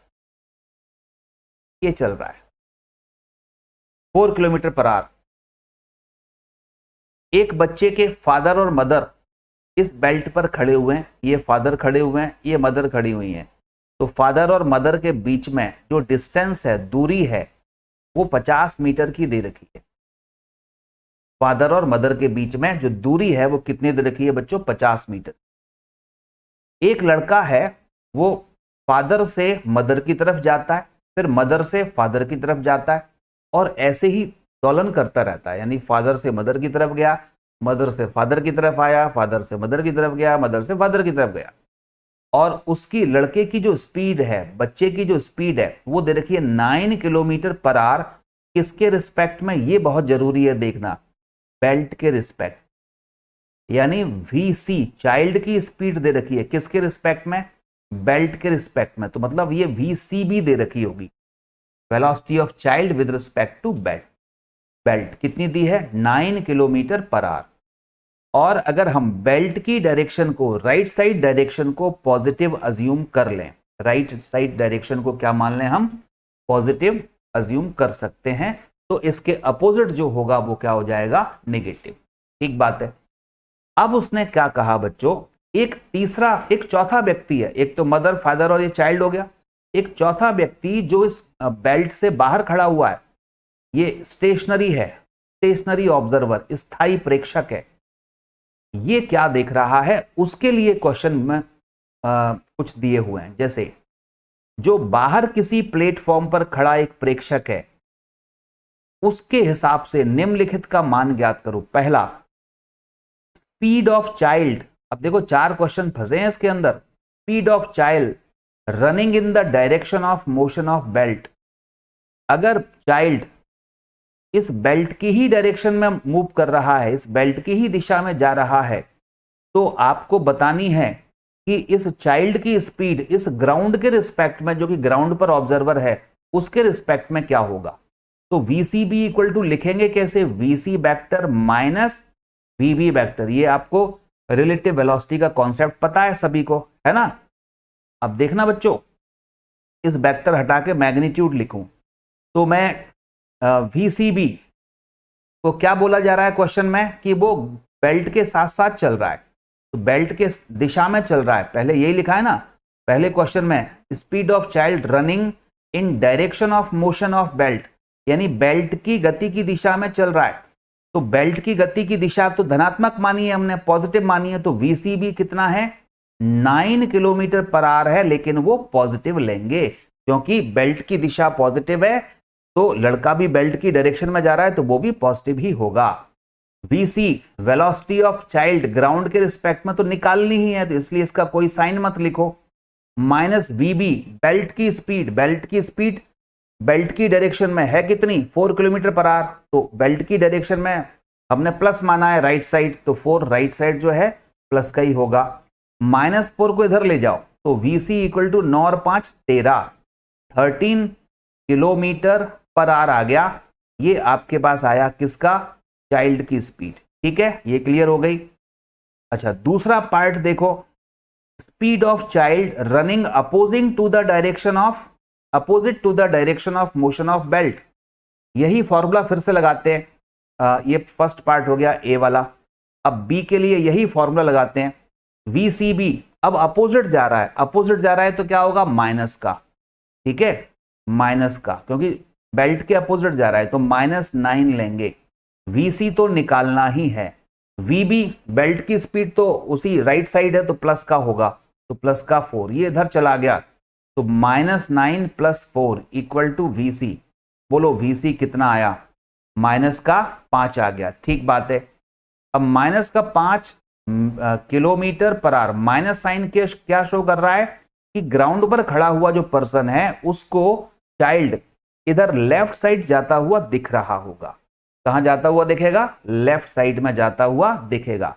कितनी स्पीड से, 5 किलोमीटर पर आवर की स्पीड से बेल्ट के अपोजिट जाता हुआ उस ऑब्जर्वर है उसको दिखाई देगा। ठीक है बच्चों, अब आ जाओ थर्ड वाले में देखना, time taken by child A and B, A और बी के द्वारा लिया गया बच्चे के द्वारा समय कितना है, ए और बी के द्वारा बच्चे के द्वारा लिया गया समय कितना है। ठीक है, and which of the answer alter if motion is viewed by one of the parents. अब बच्चा फादर से मदर की तरफ जा रहा है या मदर से फादर की तरफ जा रहा है तो वो तो बेल्ट के रिस्पेक्ट में ही तो जाएगा। अब ग्राउंड के रिस्पेक्ट में कुछ नहीं देखेंगे, तो जो टाइम निकालेंगे वो ऐसे निकालेंगे, मान लो फादर से मदर की तरफ बच्चा जा रहा है, फादर से मदर की तरफ जा रहा है तो फादर से मदर तक की डिस्टेंस कितनी है, 50 मीटर। ठीक है, डिवाइड बाय स्पीड कर दो, कितनी स्पीड से जा रहा है ये बच्चा, कितनी स्पीड से जा रहा है ये बच्चा। आप कहोगे कि ये जा रहा है 9 किलोमीटर पर आवर की स्पीड से, तो यहां लिख देंगे 9 किलोमीटर पर आवर। लेकिन ये मीटर है तो मीटर पर सेकंड में कन्वर्ट कर लें, तो 9 × 5/18 कर लेता हूं तो मीटर पर सेकंड में आ जाएगा ये। तो अब बताओ मैंने यहां पर ये जो 9 अकेले क्यों लिखे, ग्राउंड के सापेक्ष क्यों नहीं लिखे? इसलिए नहीं लिखे बच्चों क्योंकि फादर देख रहा है कि उसको मदर तक जाने में बच्चे को कितना समय लगा, तो फादर खुद बेल्ट पर है और बेल्ट के रिस्पेक्ट में ही अब सब कुछ लेना पड़ेगा। ठीक है, अब जो ऑब्जर्वर है फादर चाइल्ड को देख रहा है तो फादर बेल्ट पर है, तो बच्चा बेल्ट पर कितनी स्पीड से जा रहा है बेल्ट के रिस्पेक्ट में, वो स्पीड यहां पर मीटर पर सेकंड में कन्वर्ट करके लिखनी पड़ेगी। तो 9 × 2 = 18 हो गए, 2 ऊपर हो गया, 100/5 कर दो। ठीक है, चलो जल्दी से बताओ ये हमारे पास समय कितना आ गया है। तो समय भी हो रहा है, जल्दी से तो थोड़े से क्वेश्चन और बचे हैं, जल्दी से कंप्लीट करें। और अब तो आप कर सकते हो, 20 सेकंड आ गया। ठीक है, अच्छा अगर मदर देखे उस बच्चे को कि मदर जो है मदर से फादर की तरफ ये बच्चा जा रहा है अपोजिट डायरेक्शन में, बेल्ट के अपोजिट, लेकिन बेल्ट के रिस्पेक्ट में ही तो देखेंगे, तो इसलिए उसको डिस्टेंस तो अभी भी 50 ही मीटर तय करनी पड़ेगी और स्पीड भी बेल्ट के रिस्पेक्ट में वही लेनी पड़ेगी। 9 × 5/18 मीटर पर सेकंड, तो ये भी कितना आएगा, 20 सेकंड ही आएगा। तो चाहे बच्चा फादर से मदर की तरफ जाए या मदर से फादर की तरफ जाए, सेम डिस्टेंस कवर करनी है उसको, सेम स्पीड से कवर करनी है बेल्ट के रिस्पेक्ट में, इसलिए हमारा आंसर भी सेम आएगा, 20 सेकंड ही आएगा। ठीक है, तो इसमें चेंज नहीं होगा। जो आपका सी में आंसर पूछा है, क्या आंसर बदल जाएगा अगर मदर देखे तो या फादर देखे तो? आंसर नहीं बदलेगा, क्योंकि मदर देखे तब भी फादर तक की डिस्टेंस 50 है, फादर देखे तब भी मदर तक की डिस्टेंस 50 है, और लड़का 9 किलोमीटर पर आवर की स्पीड से ही दोनों बार चल रहा है बेल्ट के रिस्पेक्ट में, इसलिए आंसर चेंज नहीं होने वाला। ठीक है, चलो क्वेश्चन 26 पर आ जाएं। 3 क्वेश्चन और लास्ट बचे हुए हैं, अच्छे क्वेश्चन है ये। 2 stones are thrown simultaneously from the edge of cliff 200 metre high. तो इसने कहा कि एक यहां पर ऐसे एक पहाड़ी ले लें या टावर ले लें जो कि 200 मीटर ऊंची है, यहां से एक वस्तु को या एक बॉडी को, एक पत्थर को 15 मीटर पर सेकंड से फेंका, और कहां फेंका, थ्रोन अप, ऊपर की ओर फेंका। ये फेंका u1 बराबर 15 मीटर पर सेकंड से, कम स्पीड से फेंका है तो ऐसे जाके ऐसे गिर जाएगा, यहां आ जाएगा। अब उसने कहा एक और पत्थर ले लो उठा के, दूसरे कलर से ले लेते हैं। अब इसको आप 30 मीटर से फेंको, दूसरे को कितने से फेंको, 30 से। U2 बराबर ले लिया 30 मीटर पर सेकंड। ज्यादा स्पीड से फेंक रहे हैं, ज्यादा ऊपर जाएगा और नीचे गिर गया यहां पर, ठीक है। अब उसने कहा कि इन दोनों के बीच में जो सापेक्ष स्थितियां हैं, verify the graph correctly represent the time variation of relative position of second stone with respect to first. यानी ये सेकंड स्टोन है, ये फर्स्ट स्टोन है, ब्लैक कलर वाला फर्स्ट है, सेकंड वाला रेड है, ठीक है। तो सेकंड की स्थिति यानी x2 और फर्स्ट की स्थिति यानी x1, फर्स्ट के रिस्पेक्ट में, तो position of x2 with respect to first कैसे निकालोगे, ऐसे निकालोगे x2 माइनस x1 करके। जिसकी पोजीशन जिसके रिस्पेक्ट में निकालनी है, जिसके रिस्पेक्ट में निकालनी है वो माइनस कर दो। तो x2 माइनस x1, इसका जो ग्राफ है लिखा हुआ x2 माइनस x1 समय के साथ, टाइम के साथ ये बना हुआ है। यानी x2 माइनस x1 का समय के साथ ग्राफ ये बना हुआ है। इस ग्राफ को देख करके आपको ये वेरीफाई करना है। क्या वेरीफाई करना है कि ये ग्राफ सही बना है कि नहीं। Equation of linear, equations of for the linear और कर्व्ड पार्ट प्लॉट, ये सब आपको वेरीफाई करना है कि ये ग्राफ सही बना है कि नहीं है, क्या कुछ और बनेगा, चेक करते हैं अपन, ठीक है बच्चों। सबसे पहले इसको अगर मैं यहां ऐसे मान लूं, ये x बराबर 0 है, ग्राफ प्लॉट करने के लिए ऊपर जा रहे हैं और इधर टाइम है, तो x एक विशेष स्थिति ले लेते हैं x1 की। तो मान लो पहला पार्टिकल है वो यहां पर है, मान लो x1 पर आ गया, तो x1 बराबर निकलेगा कैसे, 200 तो पहले से ही है, प्लस ऊपर वाले पार्ट के लिए, इतने पार्ट के लिए कैसे निकालोगे, 200 प्लस वो फॉर्मूला लगा लो, बॉडी को ऊपर फेंक रहे हैं तो g नेगेटिव होता है वो वाला, तो 200 प्लस ut मतलब 15 इंटू टी, समय लिख लेते हैं t, और ऊपर फेंक रहे हैं तो g नेगेटिव होगा, minus 1/2 g into T square, ठीक है। तो x1 की ये इक्वेशन बन गई 200 plus 15t minus 5t square, क्योंकि g की वैल्यू कितनी है 10, 10/2 5 हो गया, ठीक है। अच्छा, अब ऐसे ही x2 निकाल लो, x2 निकालोगे दूसरे वाले के लिए तो 200 पे तो है ही, प्लस अब कितने से फेंक रहे हैं 30 से, तो 30t minus half gt square यानी वही माइनस 5t स्क्वायर हो जाएगा। हमें तो रिलेटिव पोजीशन निकालनी है x2 माइनस x1, तो इसको मैं x2 माइनस x1 कर सकता हूं बच्चों। घटाओ, 200 में से 200 गया 0, 30 में से 15 गया 15t, माइनस 5t स्क्वायर से माइनस 5t स्क्वायर कट गया, ये आया हमारे पास। यानी कि x2 माइनस x1 ये t पर डिपेंड कर रहा है, x2 minus x1 directly proportional है टाइम।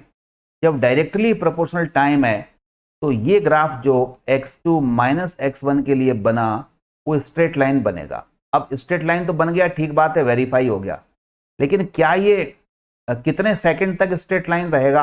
इस ग्राफ में दिख रहा है कि 8 सेकंड तक ये स्ट्रेट लाइन में है। तो जरा चेक करते हैं कि 8 सेकंड में ही क्यों स्ट्रेट लाइन है, 8 के बाद क्यों नहीं है। तो इसको चेक करने के लिए ऐसा करो कि हम ये देखते हैं कि x2 माइनस x1 कब तक स्ट्रेट लाइन है, वो देखने के लिए हम यहां x1 जब तक जमीन पर नहीं आ जाएगा, ये x1 ऐसे चलते हुए जब तक जमीन पर नहीं आ जाएगा तब तक स्ट्रेट लाइन रहेगा। तो देख लेते हैं ये कब तक जमीन पे आता है। जैसे ये घूम करके जमीन पर आ जाएगा तो x1 की वैल्यू क्या हो जाएगी, 0। यही कर लेते हैं।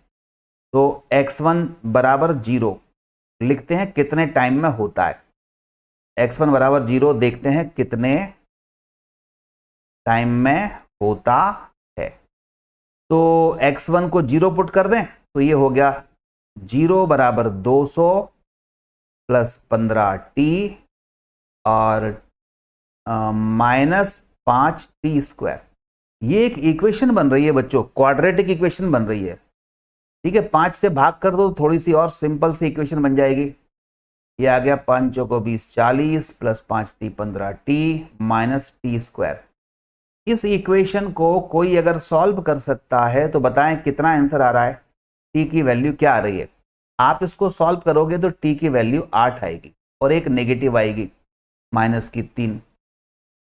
ठीक है, तो माइनस की जो भी आ जाए वो आएगी, तो पॉजिटिव वाली ले लेना। यानी 8 सेकंड तक ये स्ट्रेट लाइन रहेगी, क्योंकि 8 सेकंड में ये क्या हो गया, पहला वाला पार्टिकल ये ग्राउंड पर आ गया। जब पहला ग्राउंड पर आ गया तो x1 तो क्या हो गया, इधर से देखो घटाने पर x1 तो क्या हो गया, 0 हो गया। x1 0 हो गया तो बचा क्या, अकेला x2 बचा। अब x2 बचा तो x2 की इक्वेशन क्या होती है, 200 plus 30t minus 5t square. तो ये इक्वेशन t की पावर 2 आ रहा है, t की पावर 2 आ रहा है, मतलब कि ये इक्वेशन कैसी है, पैराबोलिक टाइप की है। तो अगला वाला पार्ट किसको शो कर रहा है, देखो ये पैराबोला को शो कर भी रहा है, तो ये भी वेरीफाई हो गया। अच्छा, क्या 10 सेकंड तक ये वेरीफाई करेगा, 10 सेकंड तक पैराबोला होगा, यानी 10 सेकंड बाद दूसरा पार्टिकल भी जमीन पर आ जाना चाहिए। तो ये कैसे चेक करोगे, x2 को यहां पर आप 0 पुट कर दो, x2 बराबर 0 पुट करें, देखें कितने समय बाद होता है। तो 0 बराबर 200 plus 30t minus 5t square. इसको सॉल्व करोगे तो t की वैल्यू 10 सेकंड आएगी, यानी इससे वेरीफाई हो गया कि 10 सेकंड बाद दूसरा पार्टिकल भी जमीन पर आ जाएगा। क्लियर हुआ ये, बोलो बच्चों। थोड़ा सा सोचने वाला है, लेकिन अगर आपको कोई पर्टिकुलर क्वेश्चन थोड़ा समझ नहीं आया हो तो उस पर्टिकुलर क्वेश्चन को जब क्लास खत्म हो जाए तो उसको 1 बार 2 बार 3 बार धीमे धीमे जरा देख लेना, ठीक है, उस पर्टिकुलर क्वेश्चन को। फिर भी कहीं कोई दिक्कत हो तो कमेंट्स में लिखना, मैं दोबारा और अच्छी तरीके से समझा दूंगा उस क्वेश्चन को, या क्लास में समझा दूंगा। आप कमेंट्स में लिखेंगे तभी ये बातें मुझे पता चलेंगी।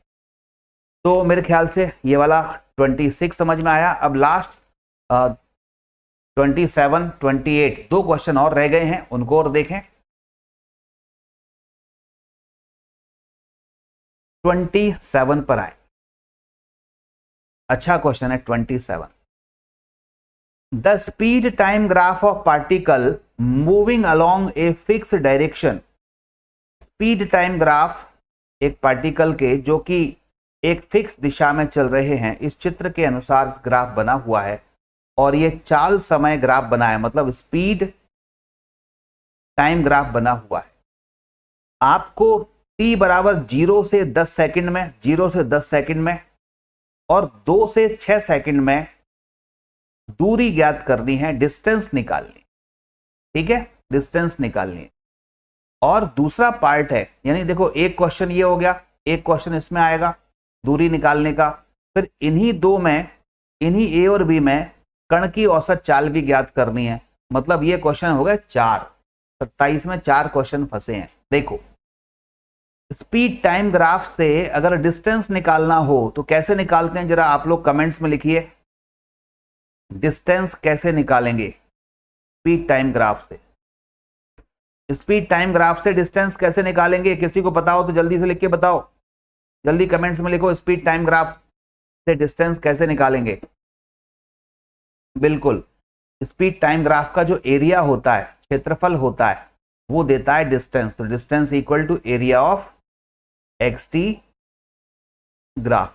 एक्सटी ग्राफ का क्षेत्रफल डिस्टेंस के बराबर होता है। तो अब आ जाओ पहला सवाल, 0 से 10 सेकंड तक दूरी निकालनी है, तो 0 से 10 सेकंड का ये पूरा एरिया निकालना है। तो डिस्टेंस निकालें, दूरी निकालें, डिस्टेंस बराबर दूरी, और दूरी इसका एरिया। त्रिभुज बन रहा है, त्रिभुज का क्षेत्रफल सबको पता है, 1/2 आधार गुणा ऊंचाई। आधार हो गई है 10 और ऊंचाई कितनी है 12,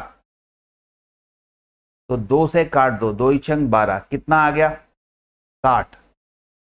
तो ये 60 मीटर दूरी आ गई पहले पार्ट की। पहले पार्ट में तो कहीं किसी को कोई दिक्कत नहीं आएगी। अब दिक्कत जो है वो है सेकंड पार्ट में। देखो, सेकंड पार्ट में 2 से 6 सेकंड के बीच दूरी ज्ञात करनी है, तो इसको मुझे यहां चित्र को बड़ा करना चाहिए था, लेकिन अभी चूंकि मैं जूम नहीं कर पा रहा हूं इसको, तो आप लोग थोड़ा सा बहुत ध्यान से देखेंगे।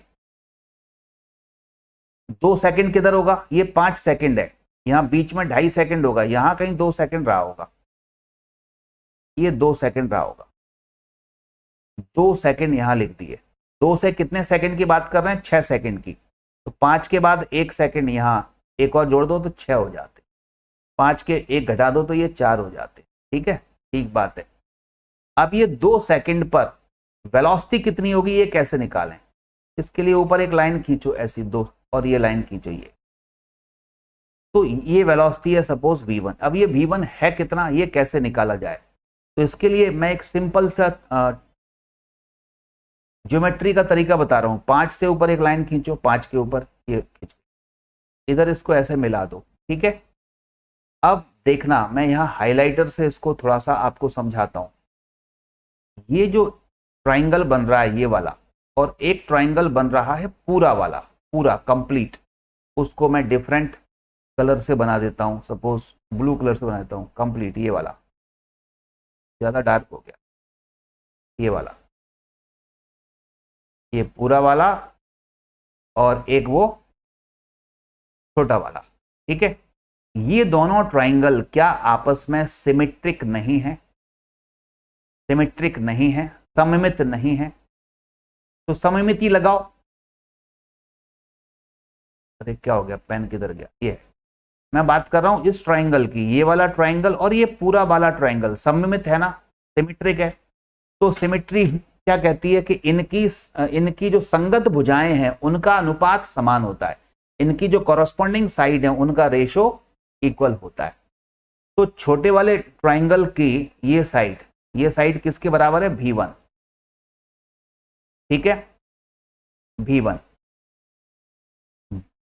डिवाइड बाय बड़ी वाली साइड कितनी है, इसकी ये साइड, ये कितनी है इस ट्राइंगल की, यही कॉरस्पॉन्डिंग साइड है 12, तो v1/12 बराबर ये रेशो इसके बराबर होगा, नीचे कितना है 2, ये 2 है ना देखो, तो 2 डिवाइड बाय बड़ी साइड ये वाला 5।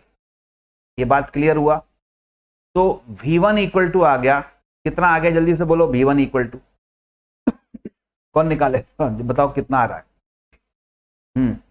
आप सब कर सकते हो, बड़ा सिंपल सा क्वेश्चन है।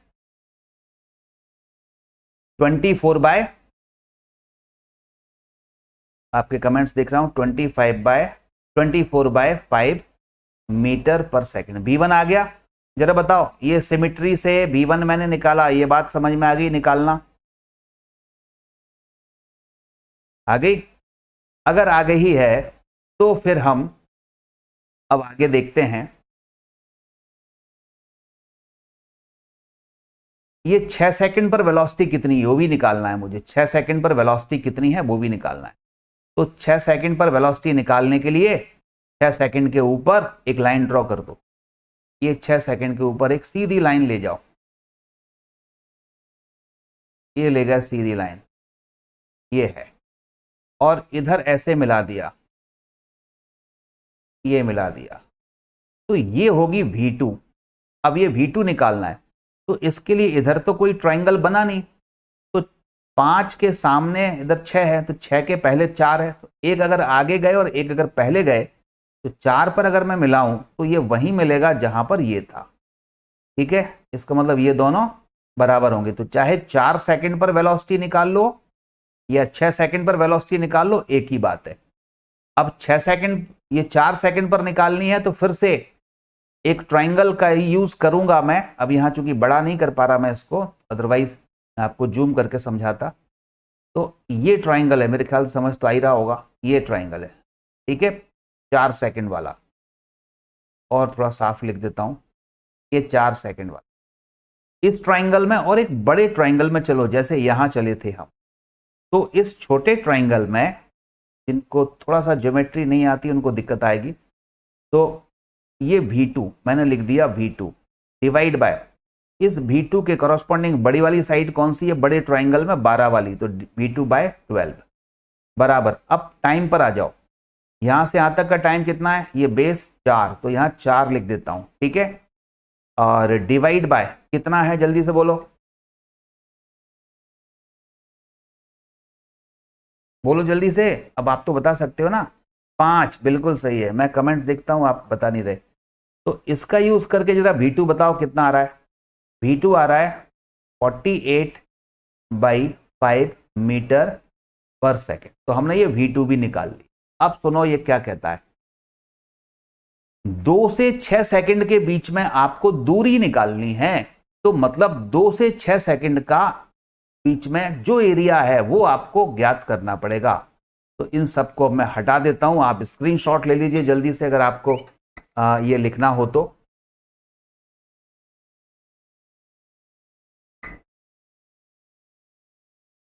यस, इसको हटा दूं मैं, ये सारा मिटा देता हूं। चलो अब मुझे 2 से 6 सेकंड के बीच दूरी ज्ञात करनी है। तो 2 यहां रहा होगा ये वाला, और 6 यहां रहा होगा ये वाला, और यहां पर वेलोसिटी ये V2 है, यहां पर वेलोसिटी V1 है। मतलब 2 से 6 सेकंड के बीच में अगर आपको क्या निकालनी है, दूरी निकालनी है, तो ये वाला जो एरिया है 2 से 6 सेकंड के बीच घिरा हुआ एरिया है वो आपको निकालना पड़ेगा। ये एरिया फाइंड करना पड़ेगा। ये एरिया कैसे फाइंड करें, ये एरिया, ये शेप क्या है, ये शेप क्या है, ये शेप है समांतर चतुर्भुज, पैरेललोग्राम है ये। तो ये पैरेललोग्राम है। पैरेललोग्राम का एरिया यानी समांतर चतुर्भुज का एरिया क्या होता है, तो समांतर चतुर्भुज का एरिया होता है 1/2, 1/2। और इसमें 2 हैं कि कितने समांतर चतुर्भुज हैं, 2 होंगे यार। देखो इसको यहां मिलाना पड़ेगा ना, क्योंकि ये तो बन ही नहीं रहा अभी, 5 के ऊपर मिलाना पड़ेगा। यहां ऐसे मिला दो, इसको ऐसे मिलाना पड़ेगा, ठीक है। तो एक समांतर चतुर्भुज ये बन गया और दूसरा ये बन गया, इन दोनों को जोड़ दो। तगड़ा सवाल हो गया ये। पहले area number 1 plus area number 2। Area number 1 क्या है, ये वाला एरिया नंबर 1, इसका क्षेत्रफल निकालो। समांतर चतुर्भुज पैरेललोग्राम का एरिया, पैरेललोग्राम का एरिया होता है 1/2 सम ऑफ पैरेलल साइड यानी समांतर भुजाओं का जोड़। तो ये V1 ये रहा, ठीक है, और V2 कौन सा रहा, ये वाला। V2 नहीं लेंगे, V1 प्लस ये 12, क्योंकि ये क्षेत्रफल चाहिए।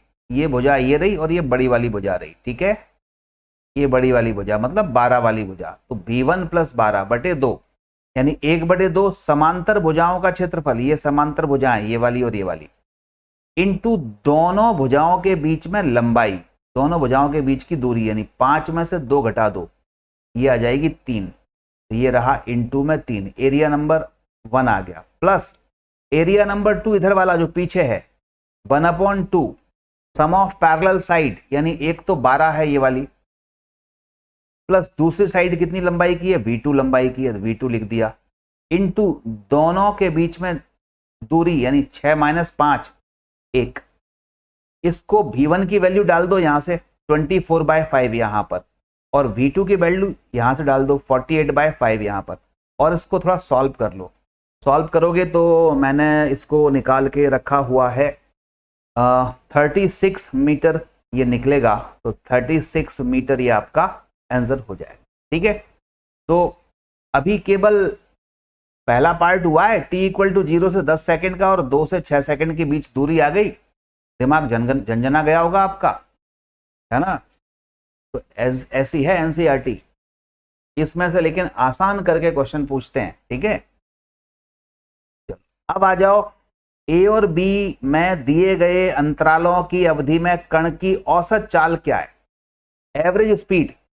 तो पहले 0 से 10 सेकंड में एवरेज स्पीड निकालें, दूसरा पार्ट है इसका बी पार्ट, 0 से 10 सेकंड में एवरेज स्पीड। एवरेज स्पीड क्या होती है, डिस्टेंस अपॉन टाइम। तो बोलो कितनी डिस्टेंस कवर की हमने निकाली थी 0 से 10 सेकंड में, 60 मीटर डिस्टेंस कवर की थी। टाइम कितना लगा था, 10 सेकंड लगा था, तो 6 मीटर पर सेकंड स्क्वायर आ गया। एवरेज स्पीड निकालना बड़ा आसान है।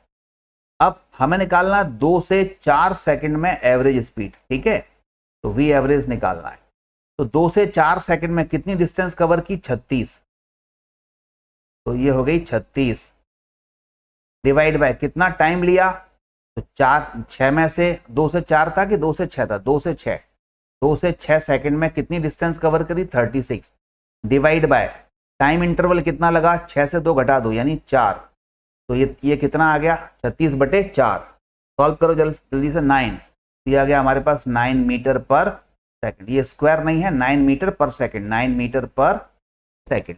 एवरेज स्पीड पहली 6 आ गई, फिर 9 मीटर पर सेकंड आ गई। ठीक है बच्चों, तो ये हो गया है आपका 27।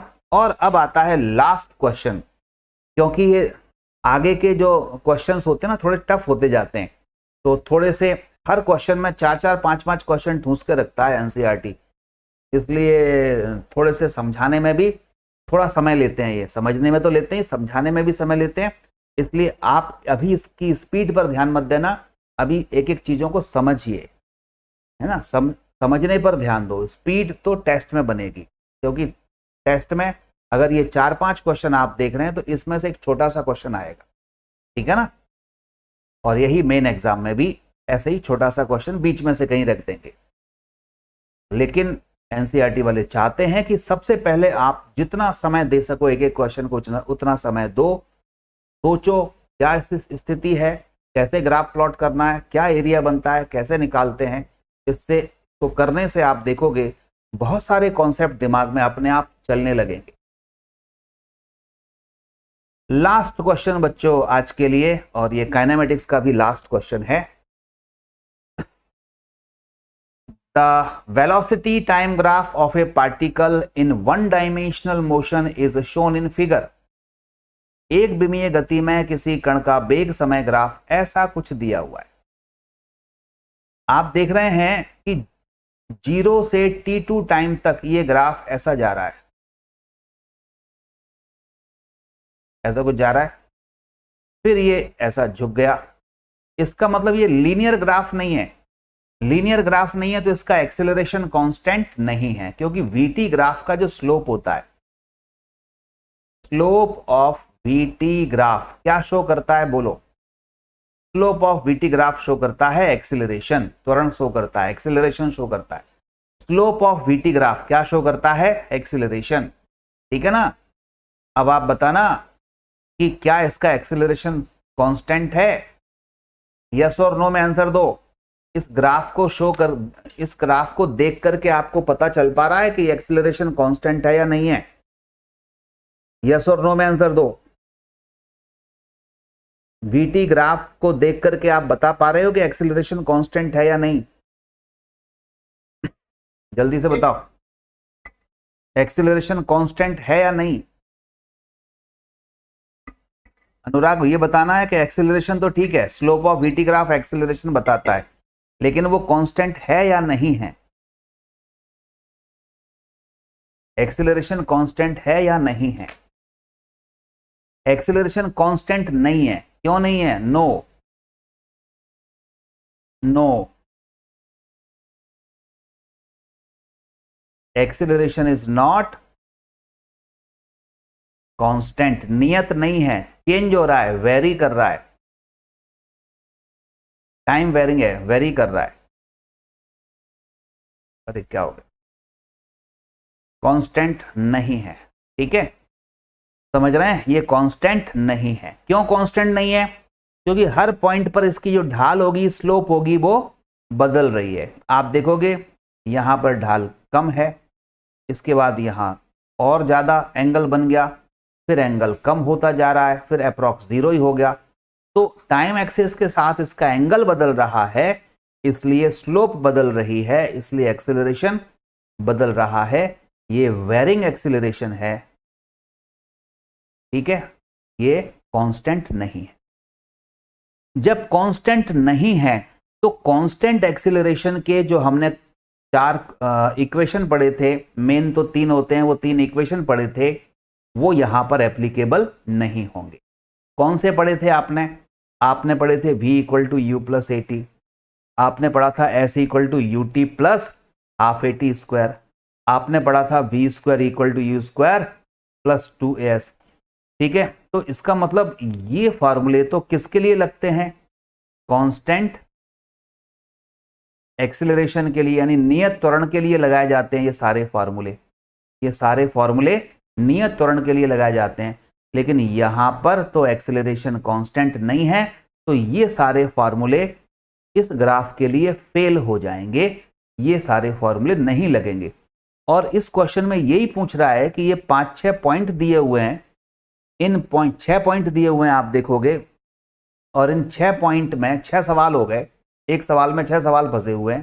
तो ये 6 सवाल में जो 6 सूत्र लिखे हुए हैं, 6 फार्मूले लिखे हुए हैं, वो फार्मूले सही हैं या नहीं, या इस ग्राफ को देख करके उनको हम बना सकते हैं कि नहीं, या यहाँ अप्लाई कर सकते हैं कि नहीं, ये बताना है। तो कौन कौन से सही हैं ये पूछा है। तो पहले देखें जरा, पहला वाला xt2 बराबर xt1 plus vt1 t2 minus t1 plus half 8 t2 minus t1 का होल स्क्वायर। ये कुछ इस तरह से है ये वाला, कि इसको अगर इधर खींच लूं तो x2 माइनस x1 बन जाएगा, और सिंपल फॉर्म इसका हम बना सकते हैं एस, u को उसने बोला है क्या, u को क्या बोल दिया है, v बोल दिया है, ठीक है।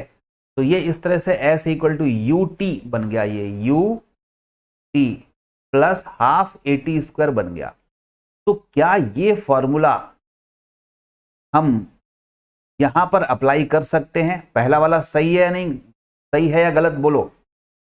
ऐसे आप अब आंसर ऐसे दो, फर्स्ट एक लिख के, और मैं पूछ रहा हूं सही या गलत, तो आर लिख देना, आर का मतलब है राइट, और डब्ल्यू लिख देना रॉन्ग, ठीक है।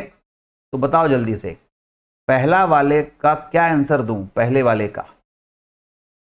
वाले का ये राइट है या रॉन्ग है?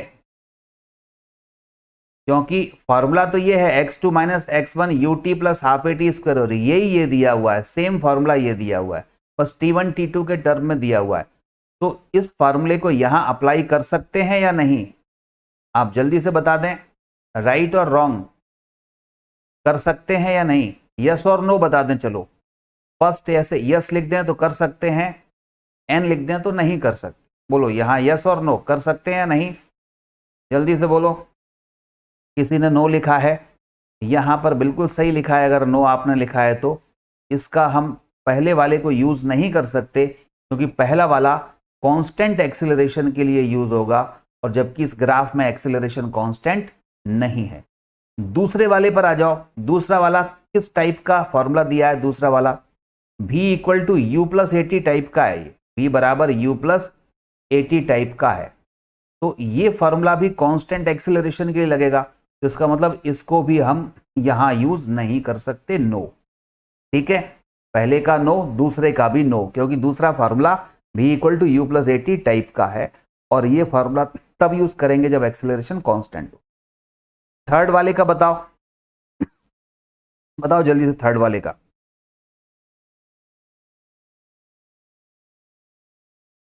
v एवरेज बराबर xt2 minus xt1 upon t2 minus t1।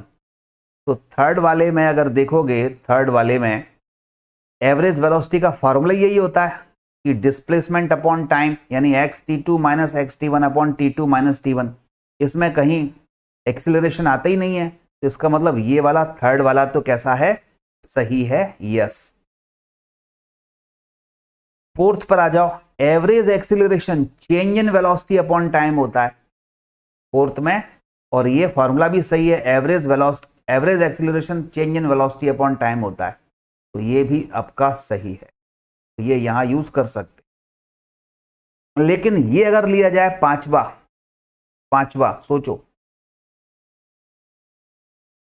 x2 बराबर xt1 plus v average plus 1/2 a average, यानी ये फॉर्मूला पांचवे में ये कह रहा है s बराबर ut plus half at square, और इस a को वो कहता है कि ये a नहीं है, ये a एवरेज है। तो क्या इस फॉर्मूले में हम एवरेज लेते थे क्या? नहीं, यहां पर एवरेज एक्सीलरेशन नहीं लिया जा सकता, इसलिए ये फॉर्मूला भी इसमें नहीं अप्लाई करेंगे, ये गलत है, क्योंकि एवरेज एक्सेलरेशन नहीं लेते, वो यहां पर ए एक्सेलरेशन होता था जो कि कांस्टेंट होता था। यहां फॉर्मूला एवरेज नहीं होता, यहां फॉर्मूला कांस्टेंट एक्सेलरेशन के लिए होता है, जबकि यहां पर एवरेज लिखा हुआ है, इसलिए भी ये गलत है। अब आ जाओ छठवा, x2 माइनस x1, ध्यान से सुनिए, x2 माइनस x1 बराबर area under VT curve bounded by the t axis and dotted line. अगर x2 माइनस x1 हमें दूरी या विस्थापन निकालना है तो वो कहता है कि T1 T2 की ये डॉटेड लाइन है, इनके बीच का एरिया निकाल लो। तो ये सही है क्या? बिल्कुल सही है। जब हम विस्थापन या दूरी निकालते हैं तो एरिया सही तो निकालते हैं, तो ये वाला भी सही है, छठवा सही है। तो यही हो गए 6 पूरे के पूरे सही। ठीक है, 7वां तो दिया नहीं है। तो यहां पर फिर अब स्टार्ट, यहां पर ये खत्म हो गई बच्चों 28। ठीक है, अब इसमें ये कुछ और क्वेश्चन भी हैं, लेकिन ये क्वेश्चंस आप लोगों के लिए मैंने छोड़ दिए हैं, आप लोग करेंगे इन क्वेश्चंस को। ये देखो बहुत सारे मैंने और क्वेश्चंस भी यहाँ पर लिए हैं, ये सारे क्वेश्चंस मैंने लिए हैं। आप कहोगे कि ये लगभग मैंने 37 लिए हैं, लेकिन ये 37 ये वाले वो क्वेश्चन हैं जो सॉल्व्ड एग्जाम्पल हैं। तो सॉल्व्ड एग्जाम्पल के आप करेंगे। 28 तक ये अनसॉल्व्ड एग्जाम्पल हो गए, अनसॉल्व्ड हो गए, वो मैंने सॉल्व कर दिए। अब आप ये क्वेश्चंस जो हैं, जैसे ये वाला जो 3.2 का है, आपको मैं लिख देता हूं, ये 3.2 का या 3.3 का है, 3 ऐसे देख लेंगे आप, ये 3.1 है। आप ये एनसीईआरटी में ढूंढ लेना, 3.1 कर लेना, ये वाला 3.2 है, इसको कर लेना सॉल्व्ड एग्जाम्पल में से। ये 3.3 मिलेगा, ये वाला 3.4 मिलेगा, ये फिर 3.5 मिलेगा, और ये वाला 3.6 मिलेगा, और ये 3 यहाँ कहीं 7 मिलेगा, और यहाँ पर ये वाला बहुत इंपॉर्टेंट है 3.8 वाला, ये इसको जरूर कर लेना, वेरी इंपॉर्टेंट। ये रिएक्शन टाइम को पढ़िएगा, रिएक्शन टाइम क्या होता है इसको जरूर पढ़िएगा। ये मैंने पूरा लिखा भी हुआ है। कभी कभी क्या होता है, हमारे सामने ऐसी स्थिति पैदा हो जाती है जैसे हम त्वरित कार्रवाई यानी तुरंत हम रिएक्शन देते हैं, लेकिन तुरंत रिएक्शन देने में हमें कुछ समय लग जाता है, इसी को हम कहते हैं रिएक्शन टाइम। जैसे मान लीजिए आप चले जा रहे हैं कहीं पर, और अचानक से कहीं पर आप सामने जा रहे हैं और अचानक कार जो है आपकी तरफ आती हुई ठीक टकराने ही वाली है, तो आप ब्रेक लगाएंगे। तो ब्रेक लगाएंगे आप स्वयं, तो आप देख तो रहे हैं कि सामने से कार आ रही है, लेकिन आपने कितनी जल्दी ब्रेक लगाया, तो इसका मतलब है आपका रिएक्शन टाइम कम है। और अच्छे व्यक्ति का रिएक्शन टाइम कम होना चाहिए। और रिएक्शन टाइम ज्यादा हो तो क्या होगा, पता चला टकरा गई, उसके बाद आप ब्रेक लगा रहे हैं तो टाइम ज्यादा ले रहे हैं, तो ये रिएक्शन टाइम होता है। ठीक है, या आप चले जा रहे हैं, अचानक सामने से कोई बच्चा आ गया गाड़ी के सामने और अचानक आप ब्रेक लगाएं, तो आपने देखा कि बच्चा आ गया और तुरंत ब्रेक लगाया, तो जितनी जल्दी ब्रेक लगा दिए, ठीक है, वो रिएक्शन टाइम होता है। या आप सोचने लगे कि यार आए लगाएं कि नहीं लगाएं, कब लगाएं ब्रेक, तो पता चला 4-6 सेकंड आपने इसी में बिता दिए, तब तक तो उसके ऊपर चढ़ा दोगे आप गाड़ी। तो रिएक्शन टाइम कम होना चाहिए। ठीक है, तो इसको पढ़ लीजिएगा आप थ्योरी थोड़ी सी। तो एक एक शब्द पढ़ना है आपको, घर पे ये आपको होमवर्क दे रहा हूँ। 3.8 पढ़ लेना, और ये लास्ट क्वेश्चन है 3.9 जो कि रिलेटिव वेलोसिटी पर बेस्ड है। तो मैंने 9 क्वेश्चन आपके लिए छोड़े हैं जो कि एनसीईआरटी में सॉल्व्ड एग्जाम्पल हैं। इनमें से कई क्वेश्चंस, कई सिमिलर क्वेश्चंस मैं आपको क्लास में करवा चुका हूं। आप इनको घर पे जरूर करिए। नहीं कोई समझ में आए तो आप क्वेश्चन नंबर बता देना, मैं फिर से आपको अगली क्लास में एक क्लास इसकी फिर से बना दूंगा। ठीक है ना, फिर से हम लाइव क्लास एक क्लास इसकी ले लेंगे 9 क्वेश्चन की। मैंने ये सारे देखो आपके लिए स्लाइड बना के रखी हैं, लेकिन मैंने ये जानबूझकर आपके लिए छोड़ा है क्योंकि कुछ तो आप भी तो करो। ठीक है ना, तो ये करिएगा, और अब हम मिलते हैं अगले टर्न पर।